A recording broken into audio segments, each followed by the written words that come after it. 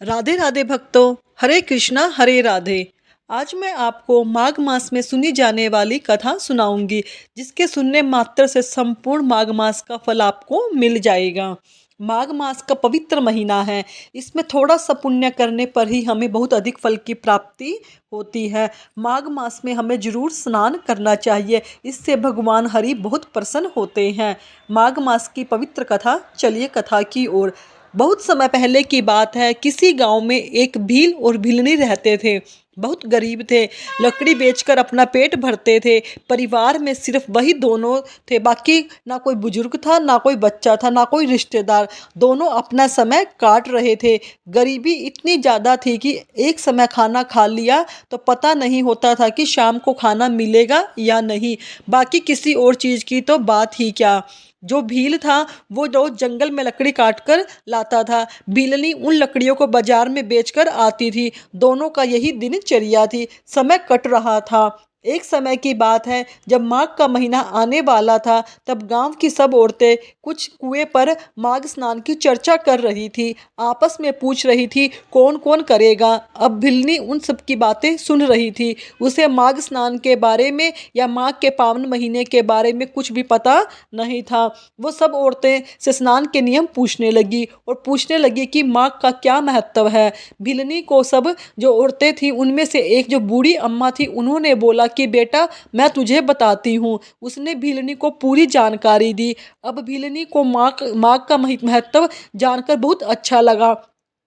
उसने तभी से मन में विचार कर लिया कि कुछ भी हो जाए मैं माघ स्नान तो जरूर करूंगी, क्योंकि उसको लगता था कि अभी तक मैंने कोई पूजा पाठ, कोई अच्छा पुण्य कर्म कुछ भी नहीं किया है, कम से कम यह तो कर ही लूं। पर जब उसने यह सुना कि अंत में माघ का महीना जब खत्म होता है या माघ की पूर्णिमा पर दान और उदापन करना होता है, तो वो थोड़ा सोच में पड़ने लगी। सोचने लग गई कि घर में तो हमारे खाने के लाले हैं, अगर दान या उदापन करने में मैंने भील को कहा तो वह गुस्सा हो जाएगा। इतनी कड़ी मेहनत के बाद वो दोनों बड़ी मुश्किल से दो समय का रूखा सूखा खाना खा पाते थे।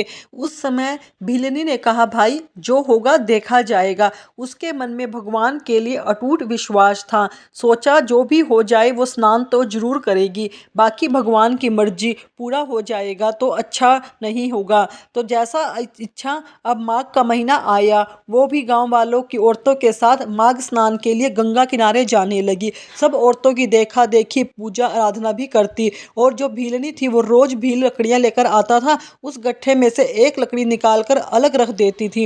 रोज ऐसा करती। फिर वो बड़े प्रेम से भाव से रोज नहाती, आंवला पीपल सींचती, तुलसी जी की पूजा करती, औरतों से माँ का महात्म सुनती, ओम नमो भगवते वासुदेवाय इस मंत्र का जाप करती। ऐसा करते करते धीरे धीरे महीना पूरा हो गया। उसने सोचा जो लकड़ियां बचा कर रखी हैं उन्हें बेचकर उदापन के लिए मैं कुछ लूंगी। अब मांग कर चोर पर वो लकड़ियां को बांध कर बाजार में ले गई। वहां पहुंचकर जब वो बैठी तो उन लकड़ियों में से खुशबू आने लगी। इसे आप भक्ति की शक्ति कह सकते हो, माघ मास का प्रभाव। वो लकड़ियां चंदन की हो गई। जब वो बाजार पहुंची तो उसने देखा कि नरगढ़ के राजा की सवारी जा रही है। उस भीलनी की चंदन की लकड़ियों में इतनी खुशबू, इतनी बढ़िया सुगंध आ रही थी, जिसे सूंघकर राजा वहां पर उसके पास आ गया। अब राजा ने लकड़ियां देखी और बोला, इन लकड़ियों का क्या भाव है। वो भीलनी को कुछ बता ही नहीं पाई थी कि भीलनी चंदन की लकड़ियां हैं या ये तो बहुत महंगी होंगी। वो बोली, हुक्म जो आप दोगे वही ले लूंगी, मैं तो 5 ब्राह्मण जिमाने हो सके इतना ही चाहती हूँ। अब राजा को ये पता था कि ये लकड़ियां बहुत शुद्ध है, बहुत बढ़िया है, चंदन की है, बहुत महंगी है। परंतु राजा भी थोड़ा सा कायर था। तो राजा ने उससे अपने नौकर के साथ 5 ब्राह्मण को जितना खाने का सामान उसको भिजवा दिया।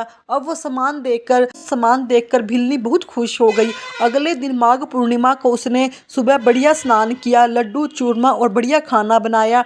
खाना इतना ही नहीं, सिर्फ 5 ब्राह्मण जीम सके। अब जब भील ने इतना खाना देखा तो उसके मन में विचार आया कि भाई हमने तो कभी इतना अच्छा खाना नहीं खाया, इसलिए अच्छा है कि यह खाना हम ही खा ले। पर भीलनी मानी नहीं। उसने कहा, नहीं, ब्राह्मणों को जिमाना है। अब भीलनी मानी नहीं। उसने भीलनी ने बुढ़िया बढ़िया ब्राह्मणों को जिमाया, दक्षिणा दी। सभी ब्राह्मण बड़े खुश हुए और आशीर्वाद दिया। भगवान की ऐसी कृपा रही कि भील को जमींदार के यहाँ नौकरी मिल गई। अब उन्हें खाने पहनने के लिए किसी चीज़ की कोई चिंता नहीं रहती थी। भगवान ने उनके सभी संकट हर लिए। भगवान की कृपा से अब उन्हें किसी भी चीज़ की कोई कमी नहीं थी। भगवान माधव जैसे भिलनी का स्नान पूरा कराया, वैसे भी हमारा करवाना। अपनी कृपा और आशीर्वाद हम सब पर बनाए रखना। बोलो माँ के ठाकुर की जय, माधव की जय, मोर मुकुट बंसी वाले की जय। माघ का पावन महीना सबकी इच्छाएं पूरे करने वाला महीना है और मैं कान्हा जी के चरणों में आप सबके मंगल कामना के लिए प्रार्थना करती हूँ। आप सभी की मनोकामनाएं पूरी हों, आपके जीवन से सभी नकारात्मकता दूर हो जाए, आपका अच्छा स्वास्थ्य, अच्छे सौभाग्य की प्राप्ति हो। यह कहानी मैंने आपको माघ महीने की सुनाई है। आप इसे रोज अपनी पूजा करते हुए इस कहानी को अवश्य सुनिए। माघ का महीना आपके सभी कष्टों को दूर कर देगा। इसमें भगवान की अधिक से अधिक भक्ति करनी है। हमें और कुछ नहीं करना, सिर्फ भगवान का नाम का सिमरण ज़्यादा से ज़्यादा करना है। भक्त आपको माघ मास के 14वां अध्याय के बारे में सुनाऊंगी।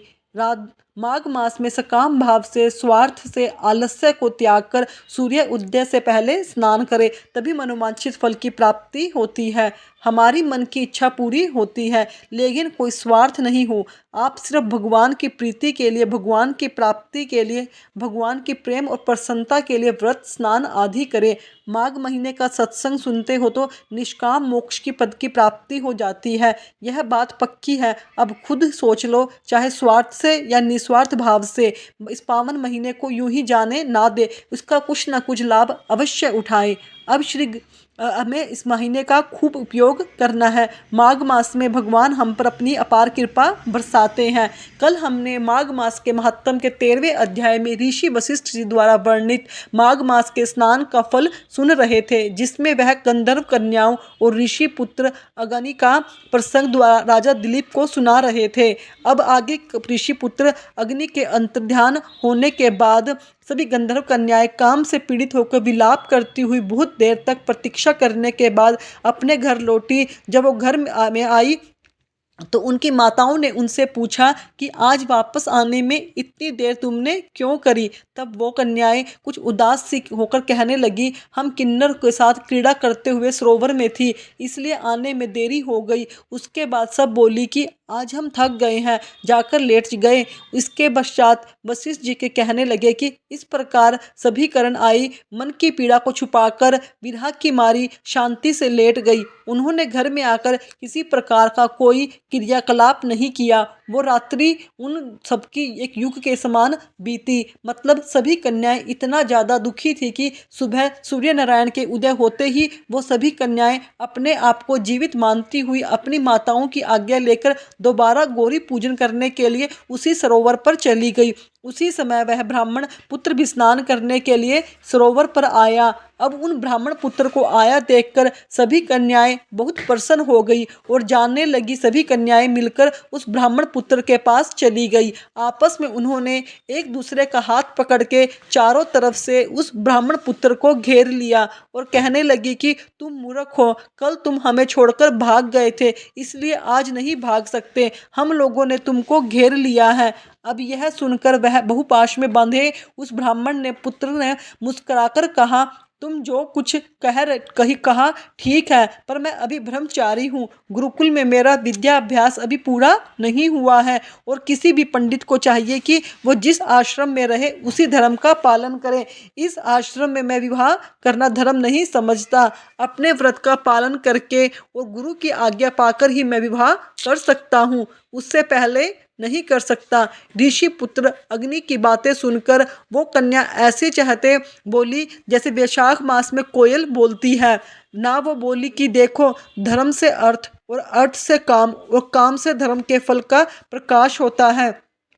ऐसा ही पंडित लोग शास्त्र कहते हैं। हम काम सहित धर्म की अधिकता से आपके पास आई हैं, सो आप पृथ्वी के सब भोगों को भोगी। अब वो ऋषि पुत्र ने थे, उन्होंने कहा कि भाई तुम्हारे वचन सत्य है, पर मैं अपने व्रत का समाप्त करके, क्योंकि अभी तो मैं स्टूडेंट हूँ, अभी तो मैं पढ़ रहा हूँ, तो मैं अपने व्रत को समाप्त कर कर ही तुम लोगों के साथ विवाह कर सकता हूँ, उससे पहले नहीं कर सकता। तब वो कन्या वापस कहने लगी कि भाई तुम तो बहुत मूर्ख हो, हमेशा याद रखो अनोखी औषधि ब्रह्म बुद्धि रसायन सिद्धि अच्छे कुल की सुंदर नारियां तथा मंत्र जिस समय मिले उसी समय उन्हें ग्रहण कर लेना चाहिए। कार्य को टालना नहीं चाहिए। केवल भाग्य वाले पुरुष को ही हम प्रेम से पूर्ण अच्छे कुल से उत्पन्न स्वयंवर चाहने वाली कन्याएं प्राप्त होती हैं। और खुद सोचो, कहाँ हम अनोखी नारियां, कहाँ आप तपस्वी बालक। यह बेमेल का मेल मिलवाने में जरूर विधाता की ही चतुराई है। इस कारण हम लोगों के साथ आप गंधर्व विवाह कर लो। अब उन कन्याओं की ऐसी बात सुनकर वो ऋषि पुत्र ने कहा कि वृत्ति रह के इस समय मैं विवाह नहीं करूंगा, मैं स्वयंवर की इच्छा भी नहीं करता। अब ऋषि पुत्र की यह सारी बातें सुनकर उन कन्याओं ने एक दूसरे का हाथ छोड़कर उस ऋषि पुत्र को पकड़ लिया। मोहिनी और सुसरवा ने उनकी भुजाएं पकड़ ली, सुतारा ने उनको आलिंगन कर लिया और चंद्रिका ने उनका मुख चूम लिया। अब उन कन्याओं की ऐसी हरकतें देखकर वो ऋषि पुत्र अत्यंत क्रोधित हो गए और उनको श्राप देते हुए बोले कि तुम डायन की तरह मुझसे चिपट रही हो, इसी कारण अभी पिशाच नहीं हो जाओ, अभी तुम पिशाचिनी बन जाओ। अब उस ऋषि पुत्र को इस प्रकार क्रोधित और होकर श्राप देते हुए उस देखकर वे कन्याएं उनको छोड़ के अलग खड़ी हो गई और कहने लगे कि हम निरपराधियों को तुमने व्यर्थ में श्राप क्यों दिया है, तुम्हारे इस धर्म पर ज्ञान पर धिक्कार है। प्रेम करने वाले से बुराई करने वाले का सुख दोनों लोगों में नष्ट हो जाता है, इसलिए तुम भी हम लोगों के साथ पिशाच हो जाओ। मतलब वो कन्याओं ने भी उस ऋषि पुत्र को श्राप दे दिया और वो आप सभी आपस में क्रोध से पिशाच और पिशाच नहीं हुए और अपने कर्मों को भोगने लगे। उसी सरोवर पर वो चार कन्याएं भी पिशाचनी बन गई, वो ऋषि पुत्र भी पिशाच बन गए। अब ऋषि विशेष चीज के बाद कहने लगे कि राजन, इस प्रकार वो पिशाच ने सरोवर के इधर उधर फिरते हुए रहे। बहुत समय के बाद मुनियों में श्रेष्ठ लोमेश ऋषि को शुक्ल चतुर्दशी को उस सरोवर पर स्नान करने के लिए आए। जब भूख से दुखी उन पिशाच ने लोमेश ऋषि को देखा तो उनको मारकर खाने के विचार से गोला घेरा बांधकर उस ऋषि को उन पिशाचों ने चारों तरफ से घेर लिया। तभी वह उस पिशाच रूपी जो पुत्र अग्नि थे, उसने पिता वेद निधि ब्राह्मण वहां पर आ गए। उन्होंने लोमेश ऋषि को साष्टांग प्रणाम किया। अब वो भी सभी पिशाच लोमेश ऋषि के तेज के सामने ठहर भी ना सके और दूर जाकर खड़े हो गए, क्योंकि लोमेश ऋषि बहुत ज्यादा तेजवान है। पुत्र के दुख से दुखी हुए ब्राह्मण वेदनिधि हाथ जोड़कर लोमेश ऋषि से कहने लगे कि भाग्य से ही ऋषियों के दर्शन होते हैं। फिर उन्होंने गंधर्व कन्या और अपने पुत्र का परिचय देते हुए सारी बात बताई। उन्होंने सारा वृत्तांत सुनाया, कहा कि मुनिवर, यह सब क्रोध और श्राप से मोहित होकर आपके सम्मुख पिशाच बनकर खड़े हैं। आज इन्हीं सभी बालकों का उद्धार कैसे होगा? जैसे सूर्य के उदय होने पर अंधकार का नाश हो जाता है। अवेद निधि ब्राह्मण के ऐसे वचन सुनकर लोमेश ऋषि के नेत्र में जल भराया और वो वेद निधि से कहने लगे कि मेरे प्रसाद से इन बालकों को शीघ्र समृद्धि पैदा हो। मैं इनको धर्म ज्ञान कहता हूँ, जिससे इनका आपस का श्राप विलीन हो जाएगा। अब जो वेद निधि ब्राह्मण थे, मतलब जो अग्नि प्रेषा के पिता, वो कहने लगे कि महर्षि आप उस धर्म को जल्दी से कहिए, क्योंकि श्राप की अग्नि बहुत ही दुखकारक होती है। माघ मास महात्म का 14वां अध्याय समाप्त। लोमेश ऋषि ने क्या बताया यह हम कल की कथा में सुनेंगे। ठीक है, अब एक बात सोचो, जीवन में हम कितने सही और कितने गलत हैं, यह सिर्फ दो शख्स जानते हैं। कौन से वो दो शख्स है? ईश्वर और हमारी अंतरात्मा। अब इसमें मजे की बात यह है कि यह दोनों ही हमें नजर नहीं आते, ना ही दोनों हमें कलयुग और माया के प्रभाव की वजह से सुनाई भी नहीं देते। ऐसे में बताओ हम कैसे अपने किए हुए को सही सही कहें और आप खुद सोचो, उत्तर है सिर्फ प्रभु शरण लेकर। और कलयुग में तो सिर्फ नाम जाप करने से ही प्रभु की शरणागति मिल जाती है। इसलिए बार बार कहते हैं कि हर समय, हर पल, हर सांस के साथ प्रेम से, मगन से, भाव से नाम का जाप करते रहो। हरे कृष्ण कृष्ण कृष्ण हरे हरे, हरे राम राम राम हरे हरे। कलयुग केवल नाम आधारा, सुमर सुमर जग उतरे ही पारा। अगर आपको मेरी वीडियो अच्छी लगी तो मेरे चैनल को सब्सक्राइब करें, वीडियो को लाइक करें, कमेंट में राधे राधे अवश्य लिखें। धन्यवाद दोस्तों।